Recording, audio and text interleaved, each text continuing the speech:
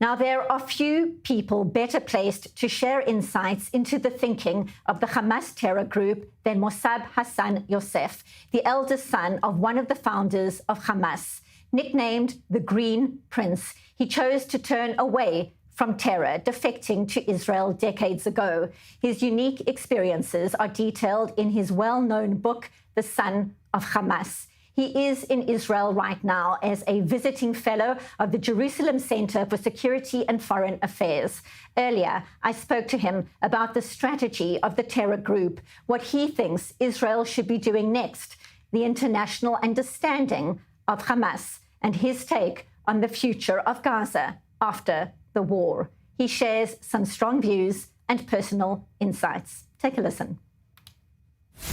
Thank you very much for joining us. So it feels like a critical juncture in the war. There's this intense military pressure by the IDF, plans to take over Gaza City, and at the same time, Israel making it clear it will only agree to a comprehensive deal that will see all hostages released. So what is your take on the Israeli strategy nearly 2 years in? Is there still room for diplomacy? I agree with the Israeli strategy by applying pressure on Hamas. And I don't see any other alternative, unfortunately, because Hamas rejected all deals that don't keep them in power. And simply, this is not going to be acceptable by any party. What Hamas committed on October 7 does not qualify them to be a legitimate party on the negotiating table. We're not talking about two democracies negotiating in this case. We're talking about a terrorist organization that committed atrocities beyond anyone's imagination. And they continue to starve hostages, starve even Gazans. The what's so-called famine and the humanitarian crisis in Gaza is the responsibility of Hamas, that has been trying to sabotage every effort to help the Gaza civilians. Now, Hamas' tactic of partial deals is their desperate attempt to stay in power. And their game is known to the Israeli government. Hence, the Israeli government doesn't agree with partial deals that would keep the war going for forever. A complete deal that brings all the hostages, that would be the answer to get out of this situation and help reduce the humanitarian crisis in Gaza. So would plans to take over Gaza City scare Hamas? Does pressure from President Donald Trump scare Hamas, or from Qatar, Egypt, Turkey, possibly other nations too? What scares Hamas? What insights can you share? Well, Hamas is kamikaze suicidals. They are going one-way ticket to hell, and they know that. Now, they are trying to sink the boat with everybody on it. That's including Gaza civilians, the hostages, and if the entire region, if they do that. So how do I scare someone who's suicidal? What scares Hamas the most is life. To fight for life, to help the people, to build a nation, to serve the people. This is very scary for Hamas. But to die is something that they wish for. And I hope that Israel will give them their wish. The only thing that is in the way is the poor hostages who have been starving under impossible circumstances. So this is the time for the United States, for the rest of the world, to get behind Israel. If the Western world get united, instead of condemning Israel and rewarding terrorists with statehood, and by giving Palestinian terrorists legitimacy, justifying their violence, when they drop all this madness, then we would be closer to end the crisis in Gaza.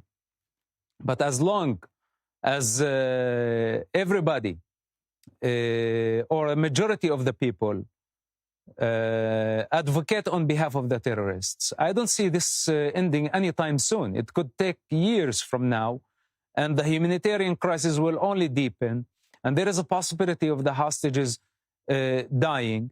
What scares Hamas, that we take any type of legitimacy from them, that we tell them, you are nothing but a terrorist organization.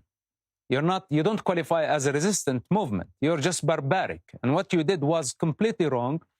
And once we take this cover from Hamas, Hamas will be in real trouble. What's encouraging Hamas today and what's given them a lifeline, the clowns around the world of what's so-called pro-Palestine, that they have been advocating and spreading Hamas propaganda, spreading the Palestinian victim narrative, and criticizing Israel for defending itself. This is what's encouraging Hamas. What scares Hamas, that they know their place in history as a barbaric movement who committed atrocities against humanity, unthinkable war crimes. This is what scares Hamas. But as long as we are confused and we are not able to discern false from true, to discern virtue from vice, then Hamas will continue to manipulate everybody. And given what you're saying, it's staggering to think Hamas has the leverage it does. We've seen the recent images of emaciated hostages. So through the prism of Hamas, is there any level of concern that showing these horrific images would be detrimental to the terror group on the world stage, that there might be some kind of backlash for the way it's treating the hostages for all this time? Look, the vast majority are the silent majority. And the time has come for them to speak up, to say their hearts. There is a loud minority out there. That's the pro-Palestine.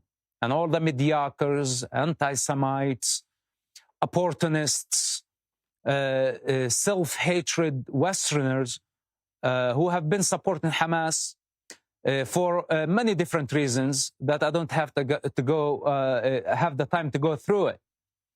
So we need to cut the road on this type of opportunists. And you expect that the world would see the starvation of the hostages, that they would do something about it. But we have failed them because many people choose to be silent. And this is the time that we speak our consciousness. These hostages were kidnapped from their backyards, from their living rooms. And they didn't commit any crime. They were peaceful in their natural environment. Why did Hamas take them in the first place? To exchange with mass murderers. And this is what Hamas demand.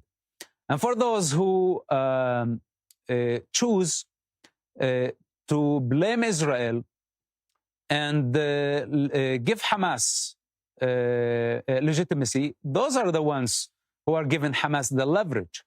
It's not only about the hostages. If it was only about the hostages, the problem would be much easier to deal with.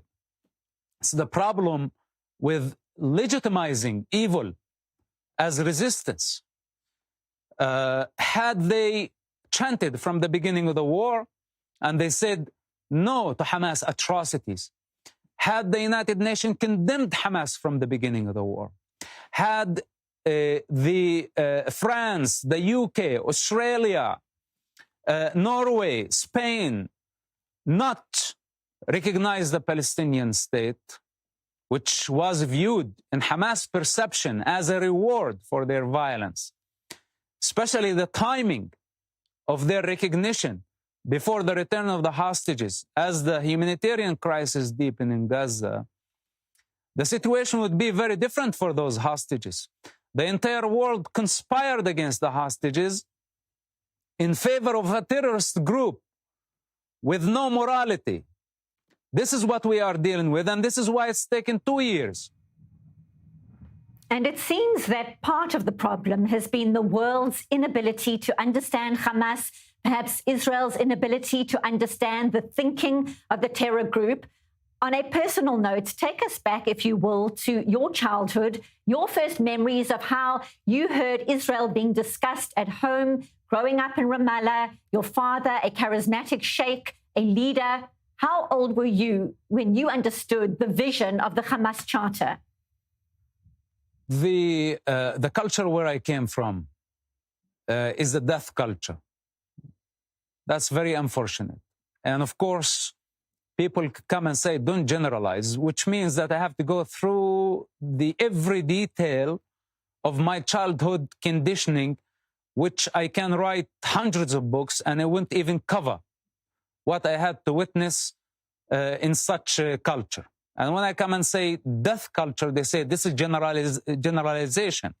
When I say that this is a barbaric society that praised suicide bombing attacks, that celebrated the death of Jews for being Jews, that wants the destruction of the state of Israel because it's a Jewish state, that doesn't have the capacity to build a nation, that does not have leadership, that is infested with sick ideologies, Soviet, communist, Islamic, jihadist. And today, anybody can claim to be a Palestinian. What was it like for a child to grow up in such environment where infinite forces clash for power, that rely solely on false narratives to achieve their political agendas? A culture that glorify sacrificing children for political and financial gain. What else do I need to say? Haven't we seen the Gazans celebrate on October 7 the kidnapping and the butchering of innocent civilians? We have forgotten. So, will it even make any difference if I just continue shouting out loud to tell them that the alternative is dark, that the alternative is death? It wouldn't make any difference. So, and what's the point of me sharing my pain? As a first-hand observer, I spent half of my life among what's so-called Palestinians and half of my life among the Jewish people. I don't see a problem with the Jewish people. They can coexist pretty much with anybody. But the Palestinians, if the world does not meet with their political ambition, they retreat they decide to become violent, global violence.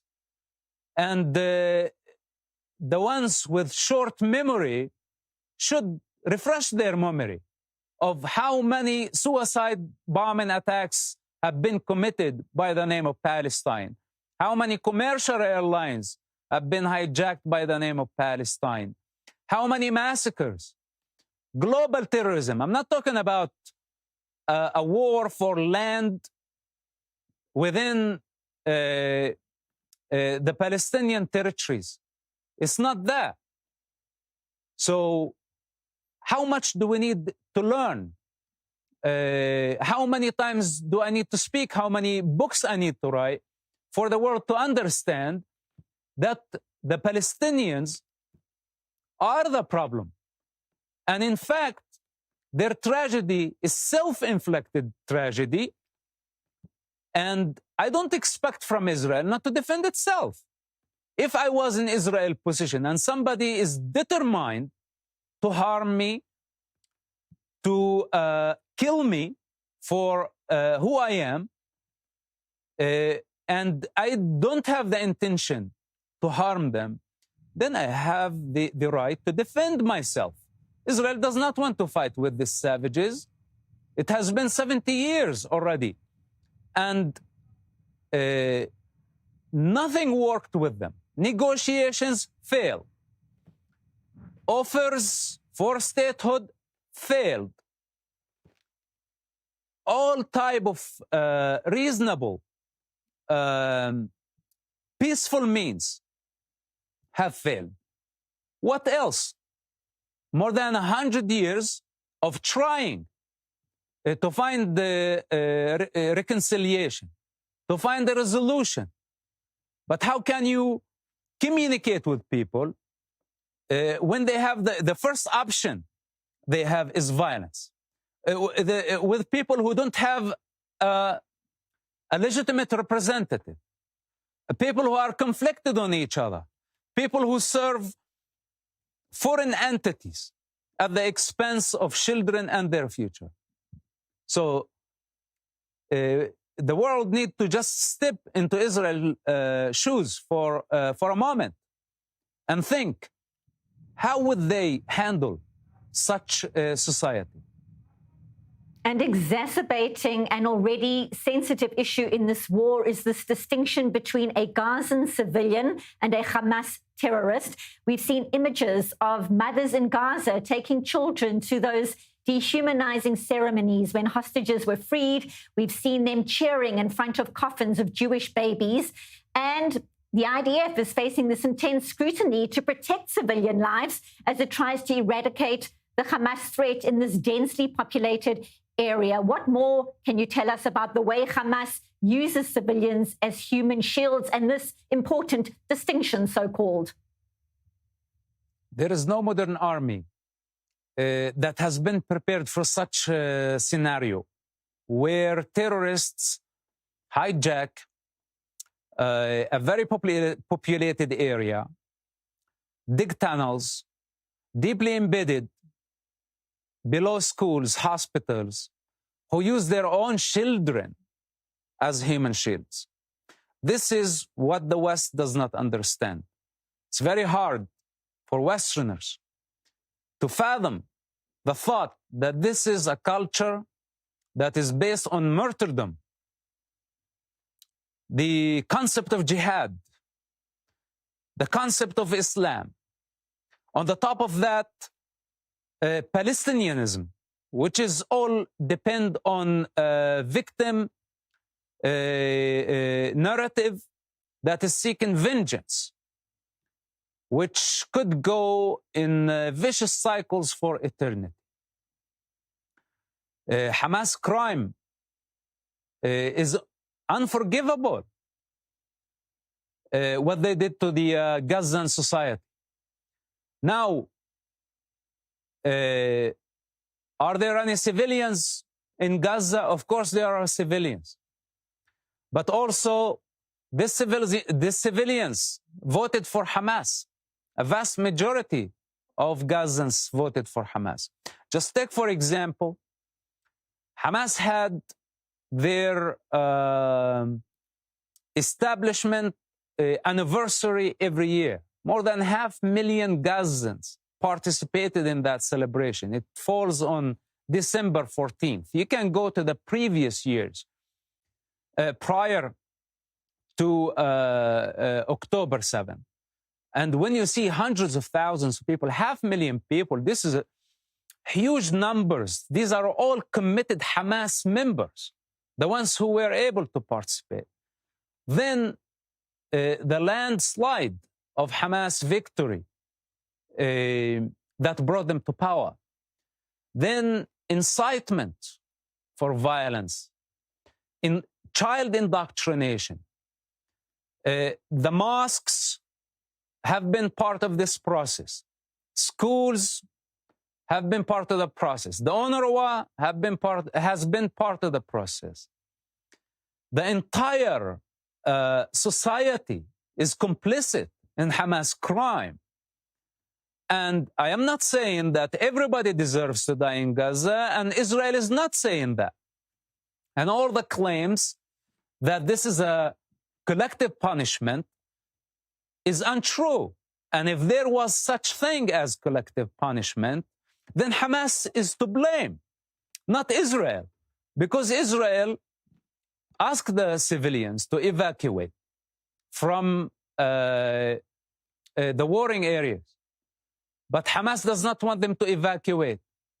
And also, when Hamas, big targets, hide among civilians and in residential buildings, thinking that they can be immune only because there are children and women in these buildings, I don't think it's Israel's fault if the civilians get hurt in the process.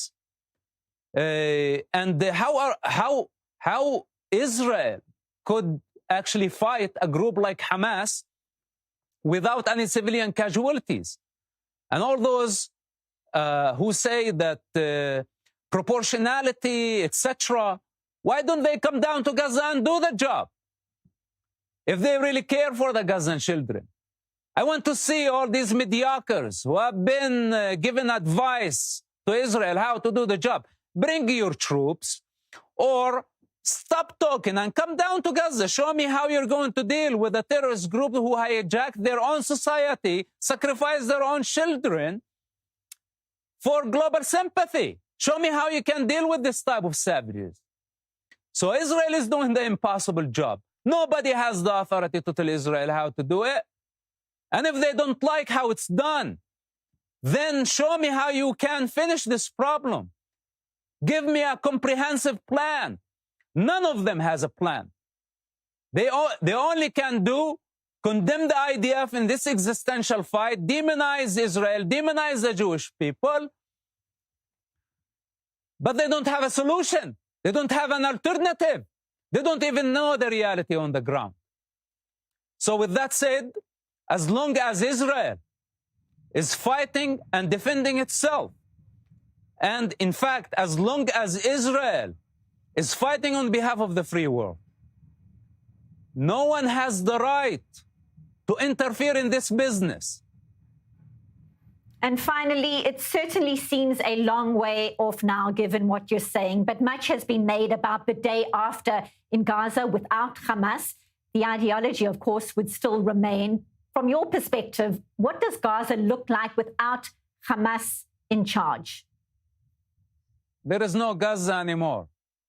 It's finished. It's a rubble. It's going to take at least 10 to 15 years to remove the rubble. And nobody's going to buy this rubble. It's mountains of concrete everywhere. Thanks to Hamas for using every household as a shooting pad, where Israel had no choice but to demolish those buildings because Israel was not willing and still not willing to sacrifice the foot soldiers in Hamas trapped buildings. Israel had to evacuate the civilians, then to demolish most of the buildings so they could progress and get to Hamas tunnels. This is the reality that most of the jokers around the world don't understand how hard it is. Expecting from Israel to sacrifice tens of thousands, possibly hundreds of thousands of soldiers in its fight against those who choose to hide behind children and women. So today, Gaza is a rubble as the outcome of Hamas' evil work.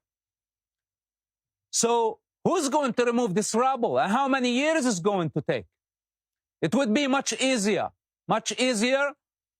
to evacuate the civilians, at least give them the freedom to choose countries wherever they want to go, because the humanitarian crisis will deepen.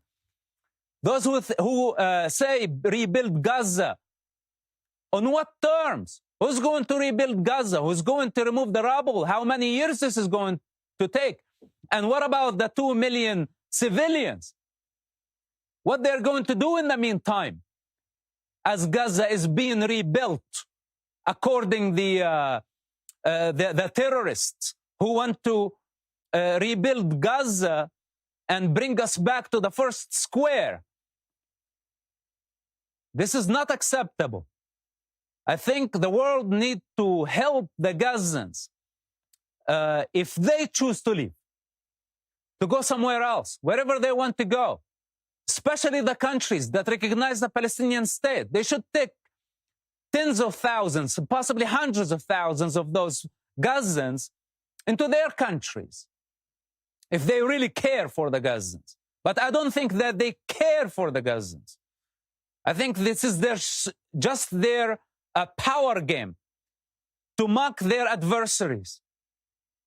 So the reality of Gaza, if we don't allow the civilians to choose their freedom, and I say for those who want to stay in Gaza, it's their right to stay in Gaza, but I have to warn them, for the next 10 or 15 years, Gaza is going to be infested in disease. There is not going to be housing. This is not going to happen overnight. The destruction is huge. People have no idea.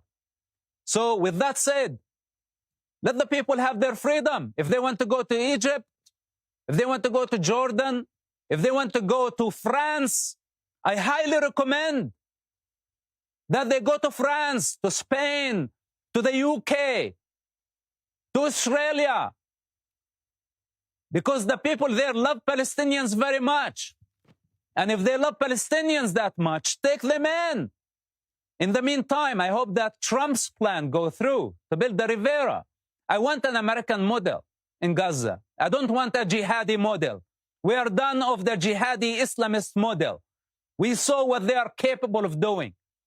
And the Palestinian cause as a device in the hands of all terrorists around the globe and all fanatics around the globe must die.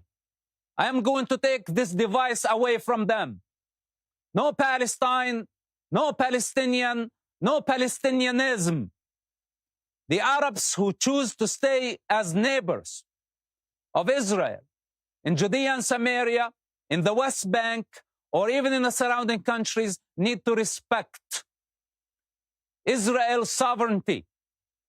And if they haven't learned from Gaza, then Israel is determined to show them that Israel is going nowhere and they will be the only suffering side. It's as simple as that. Mosab Hassan Yousef, thank you for being with us on I-24 News. You're welcome.